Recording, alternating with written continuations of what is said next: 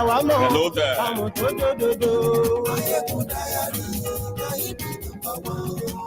Thank you very much.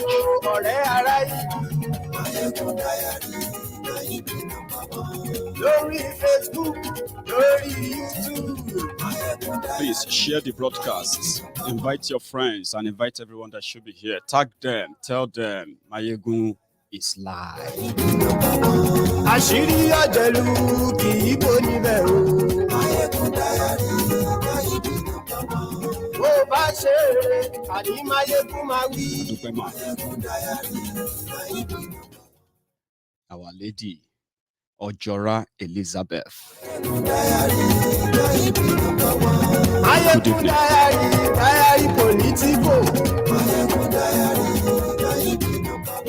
Godfatherism. Kò sí lọ́rọ̀ Máyégún.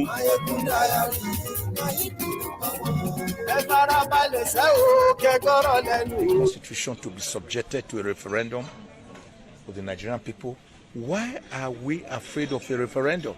Referendum simply means that the people buy into the document so that it does not just become plastic. It becomes animated. It carries the will of the people. It carries their imprimatur. It becomes legitimate. It becomes respected.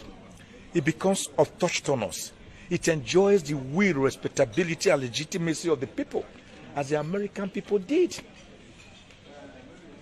In about 1788, in Philadelphia, when they met, the Republic of Nigeria at the age of 24, and he was Nigeria's permanent representative at the United Nations before he was 26. Dr. Jack Yakubu Gowon became head of state of Nigeria at the age of 32. And guess what? He was a bachelor. People like King Alfred Dietespi, they became governors. Many of them, Dr. Sam Ogbemudia, at the age of between 28 and 30. Today, you have Nigerians who are between 30 and 35 still struggling to pass through the university to get their first degree, because a course that ought to have been for 4 years is elongated through strikes and other catastrophes to become a course of 7 years, 8 years, and 9 years. Now, the children that ought to be protected are rendered most vulnerable. In Nigeria, they go to school. In their schools, they are captured by Boko Haram, by kidnappers, by armed bandits, and their parents are made to pay ransom.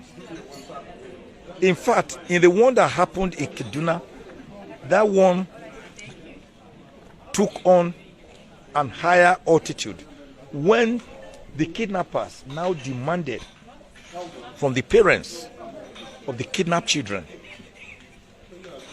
to buy and bring for them bags of rice, beans, gari, palm oil, vegetable oil, sugar, salt, Maggi cubes.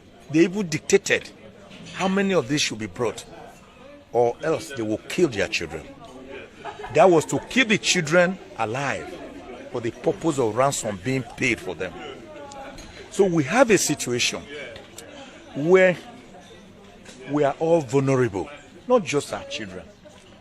In schools, we are vulnerable. In our markets, we are vulnerable. In our offices, we are vulnerable. On the streets, we are vulnerable. In our farms, we are vulnerable. In the air, we are vulnerable. On the waters, we are vulnerable. Everywhere, there is problem. Nigeria has never had it so bad. And a country like that, without peace and tranquility, without security and welfare, which are the two primary purposes of government, can never progress.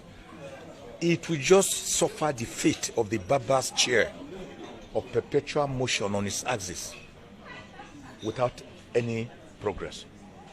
And that is why today's symposium, today's workshop on Nigerian children and insecurity is very apt, very apposite, and very timeless, because it presents us an opportunity to x-ray the clear and present danger of the multifarious problems that currently beset the Nigerian child, who, when he is not able to go to school, is also made a child laborer, selling gala and pure water on our streets, or married out as a girl wife to rich people between the ages of 12 and 16.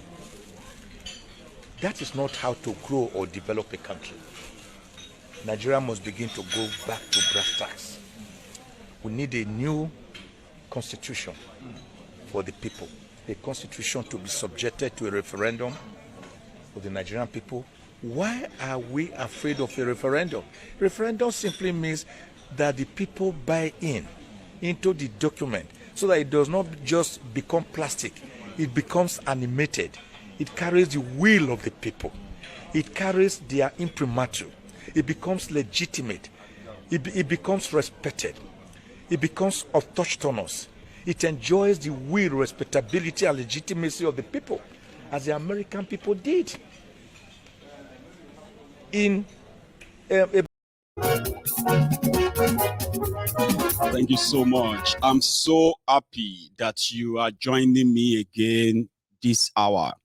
And before Dokpesi run mad or walk naked, let him know that he can save himself of any walking naked or walking mad by encouraging a thief coup and encouraging the PDP stalwarts to embrace what will actually put the whole wahala to rest. Begin the process of a new constitution, which indeed has the input of everyone in Nigeria. Dokpesi shocked also. Initially, I actually thought it was just a rider, a media kind of, clickbait. He actually said it. So Dokpesi and the rest of all those politicians who told you, let me put it this way. The politicians who pretended that they were dead or deaf, dumb, when the Biafrans were being slaughtered by Boko Haram, they are going to tell you how much they love Biafra. Oh, man. Dokpesi has opened the floodgates, and you begin to see the Biafrans who become the beautiful bride as the election approaches. So when they said that Dokpesi said he was going to walk naked if Atiku should fail to hand over to a president from Southeast, which is a president from Igbo land in 2027, is going to walk naked if he's still alive. Just for the record, this is what Dokpesi is quoted to have said, word for word. Okay, he is the campaign chairman for Atiku for President 2023. And ladies and gentlemen, I have a lot of revisionism I'm going to do this evening because they are necessary. The criminals who brought Boko Haram to power, the criminals who told you then that all you needed was just to follow change. When the change didn't pay them, they turned around to save you. But what about their own antecedent as well? that in fact gave birth to Bokuwari, word for word, right? This is what Dokpesi said. We said, Atiku is the surest bet. He is the shortest cut to a Southeast presidency.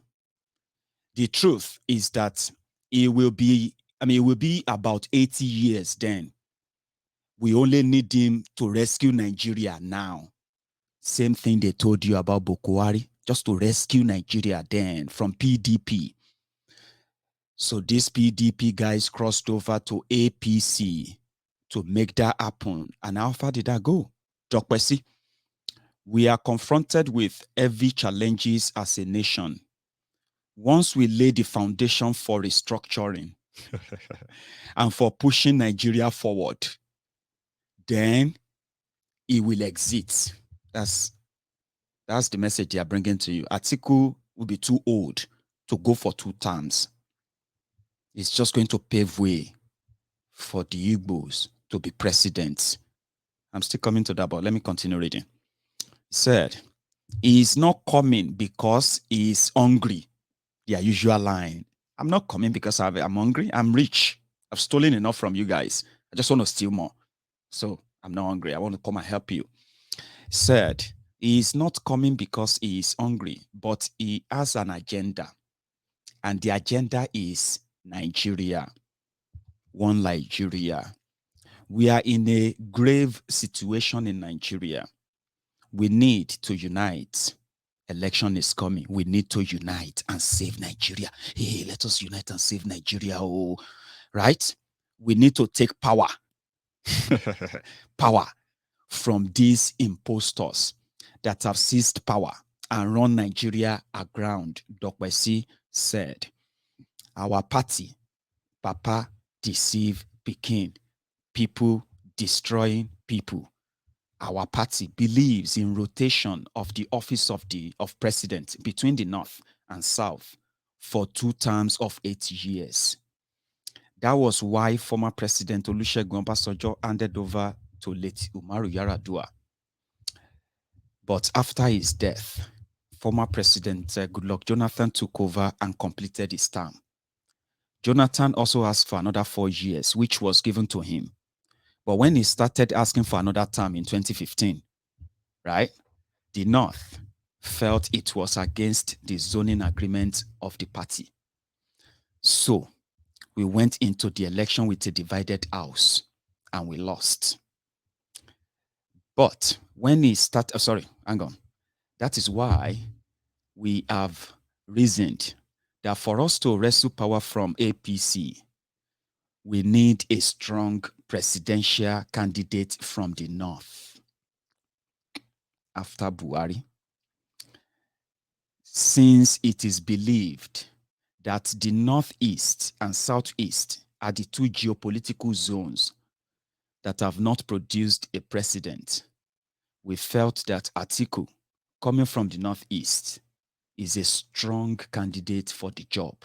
Dokpesi said, continue, we must put forward a strategy and the strategy of winning.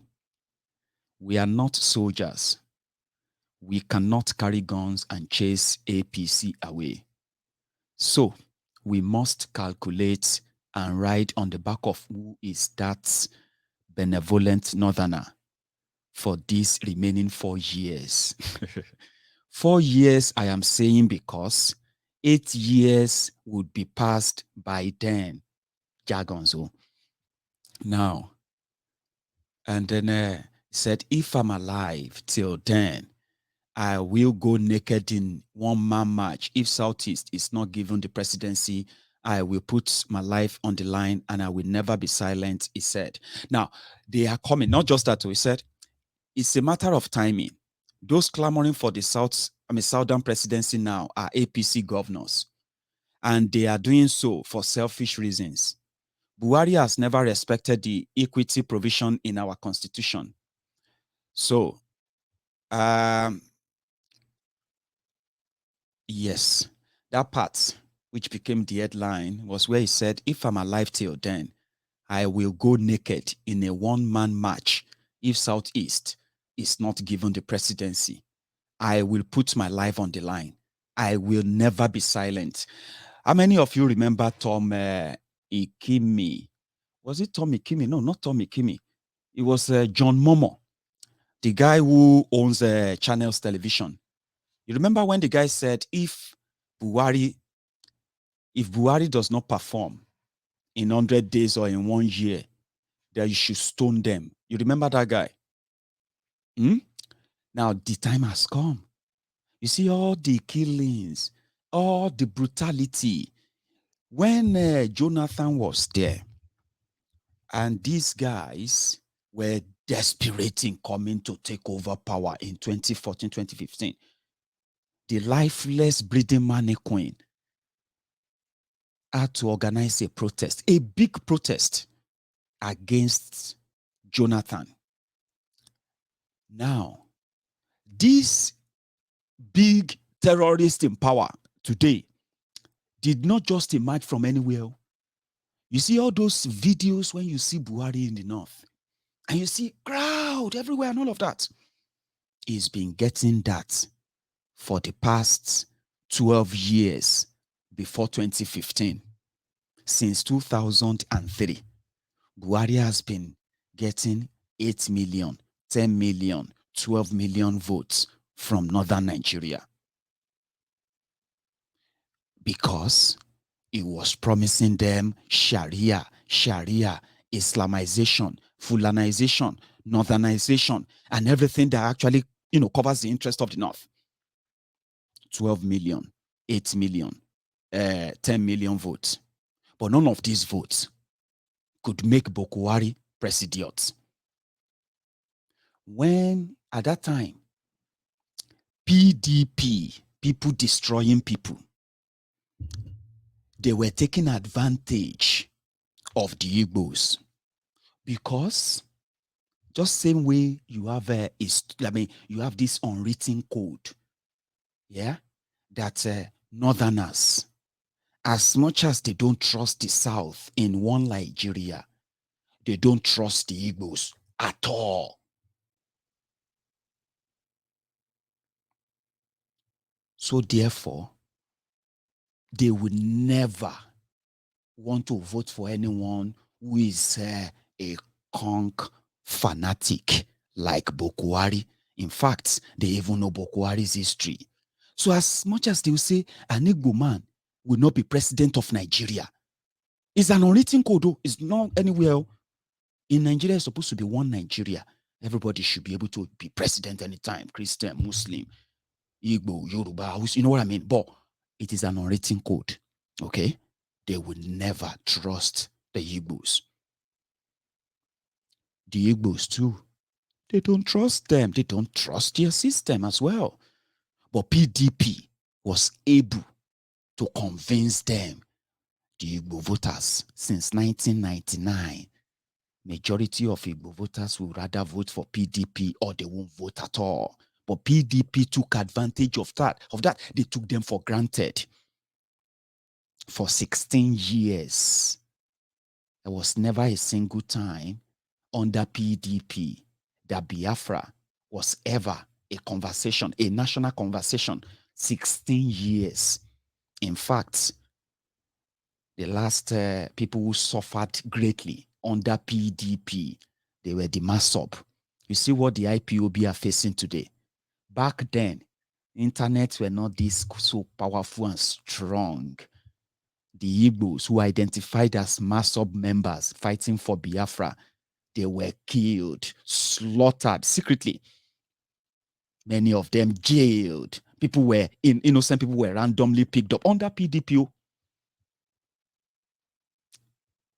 Now, APC, Egbekegbe of Buhari, before Buhari, around that time, Buhari himself will never even cross the bridge.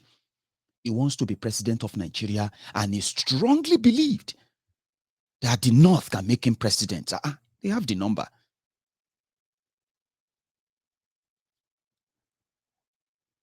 Then Atiku and gang,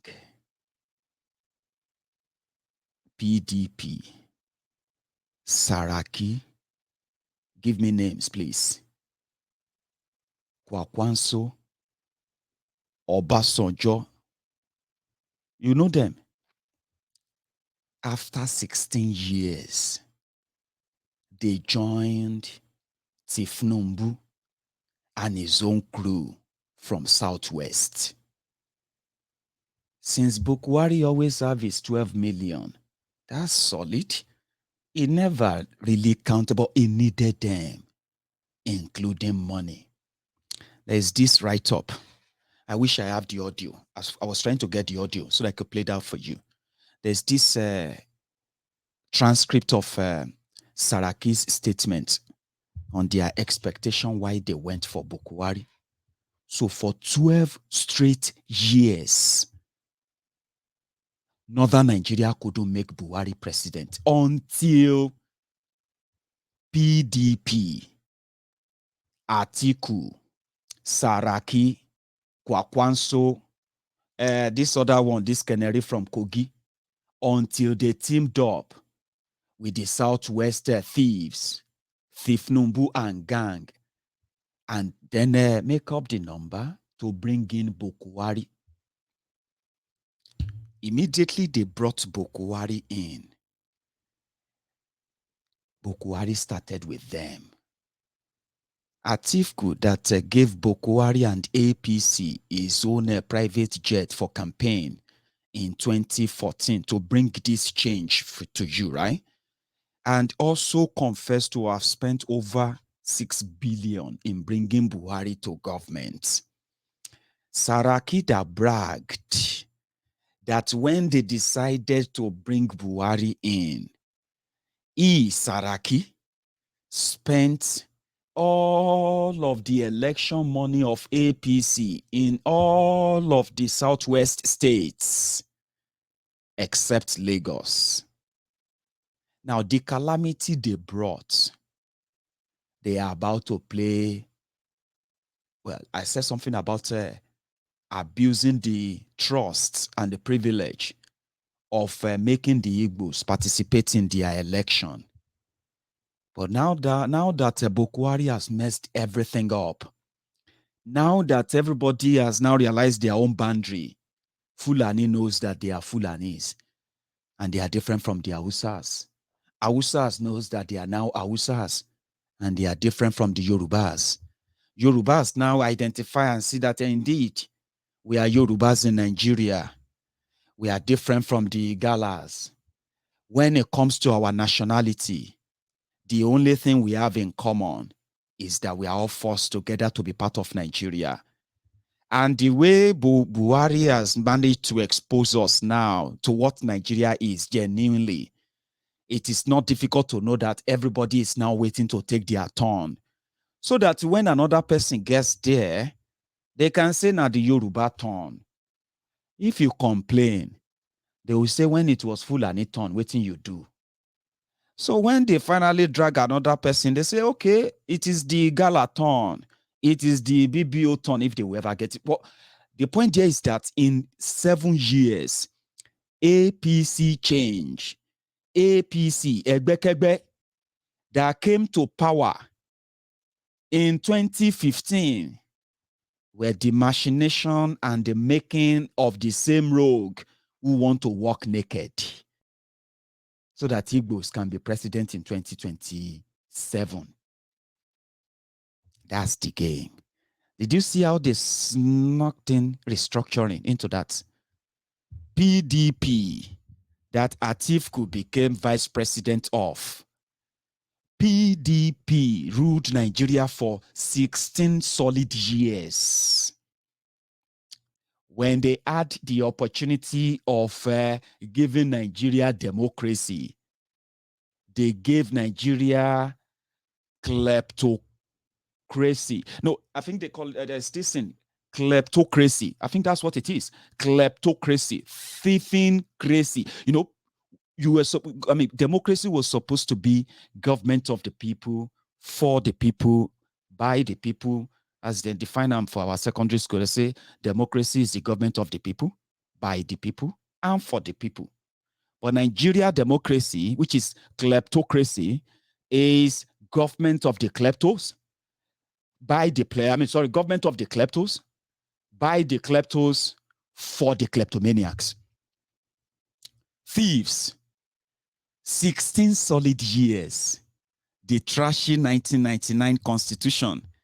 PDP actually perfected the scheme of rigging, looting, stealing, impunity, injustice. That's APC only came to legitimize. That's what happened. And that wouldn't have happened if these greedy, selfish criminals were actually thinking about Nigeria or the people and not themselves. 16 solid years. Atiku was 8 years vice president. In fact, it was during Atiku, or should I say, after Atiku, there is never any vice presidential, or let me say any vice president in Nigeria that ever enjoyed the unfettered, unchecked influence that Vice President Atiku enjoyed. It was so powerful. Listen, guys, so that some of you, Indomie generation, 1999, now when they born some of you shouting, my ego, you don't know what you are talking about. I understand. You are just, some of you, now the joy of democracy. Democracy is here. Thank God. To hell with military. Now that kind of happiness, your parents who were then boyfriend, girlfriend, democracy don't come. Show you and the rest of that. Some of you, now that joy, say Nigeria go better, make some of you.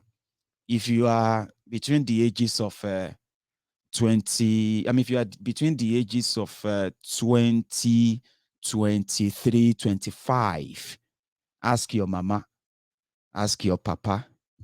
If you are within that age and you are jumping up for one Nigeria, watching me right now, my friend, shut up your mouth. Come back home and do it. When you finish watching this video.